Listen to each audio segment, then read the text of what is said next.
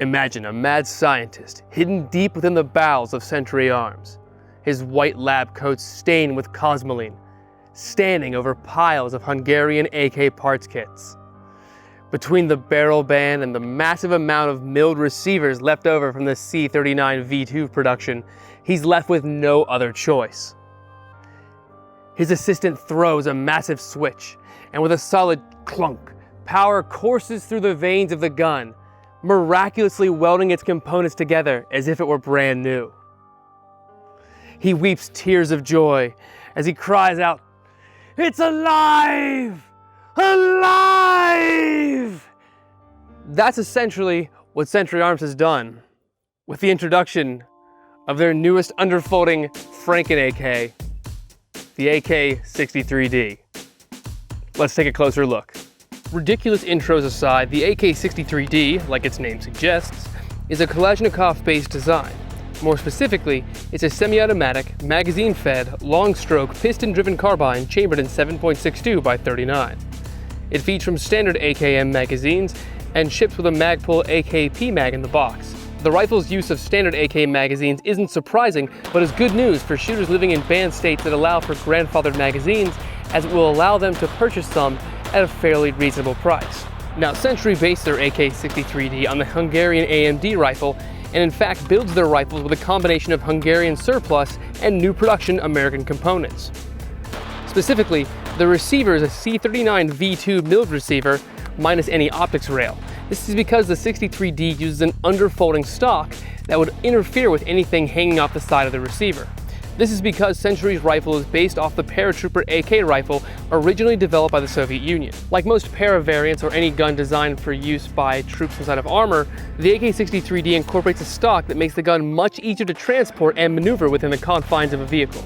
Unlike later AK100 series of rifles or even the AK derivative Galil that utilize a side folding stock, the AK63D's underfolding stock isn't terribly comfortable to use. This is because the stock's design forces the shooter to rest their face on hard steel. Now, while the AK63D only uses the intermediate power 7.6239 cartridge, which doesn't really produce much recoil, holding a proper cheek weld during extended shooting sessions is pretty unenjoyable, to say the least. Thankfully, shooters can alleviate this pain by wrapping parts of the stock with paracord or any other material with a little bit of give. Speaking of furniture, forward of the stock, the pistol grip consists of what looks like laminated birch with a steel collar to interface with the receiver. This grip is a dead giveaway of the rifle's Hungarian heritage. Forward of the grip, the handguards are made of the same material, but are neither stamped nor milled pattern. Kind of somewhere in between. Thankfully, the dimensions aren't wholly different, and I managed to modify this Manticore Arms Transformer AK handguard using nothing but a caliper to measure and a Dremel to trim. And in doing so, I greatly increased the usability of the design, as stock AK posted notch iron sights aren't built for either rapid target engagement or precision. So installing a reflex sight like this SIG Romeo 3 greatly increased how quickly and effectively I could engage short to medium range targets. And speaking of accuracy, the AK63D's American-made barrel and receiver did wonders for squeezing performance out of the AK's .30 caliber cartridge. Equipped with a SIG Romeo reflex sight and shooting from a sitting position at 75 yards, the AK63D achieved 3-inch groups with Tula ammunition and 2.6-inch groups with Hornady's match-grade steel. Meaning the AK63D is roughly a 3 MOA gun when fired from a sitting position. This might not seem terribly impressive, but it's far more than sufficient to engage targets out to 300 yards. Plus, I expect the gun could likely shoot another quarter MOA smaller if it was done from a bench rest, or if I utilized a scout scope. One interesting aspect of the gun is its use of a milled receiver. Most military underfolding AKs use stamped receivers. While modern mil-spec Russian AKs all use stamped receivers, the old school milled ones do have one objective advantage over their stamped counterparts: reduced felt recoil. Now, some argue that these milled receivers are more durable, but truthfully, either type is built to withstand all but the most negligent treatment. The combination of quality surplus Hungarian parts and a new US-built milled receiver makes for one hell of a nearly indestructible rifle, at the cost of being heavy as hell.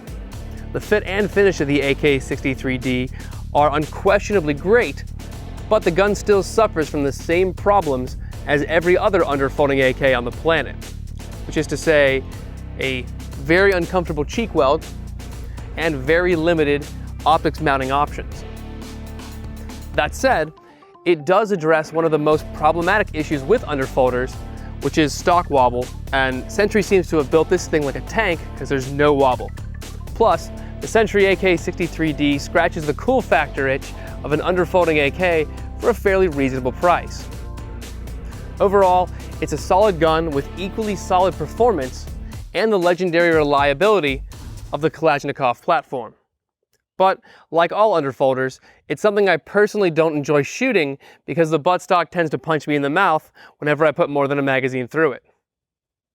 But if you can get used to that, or even just wrap a little paracord around it, you'll be good to go in no time. Thanks guys. Don't forget to like, comment, and subscribe for more Burst Review.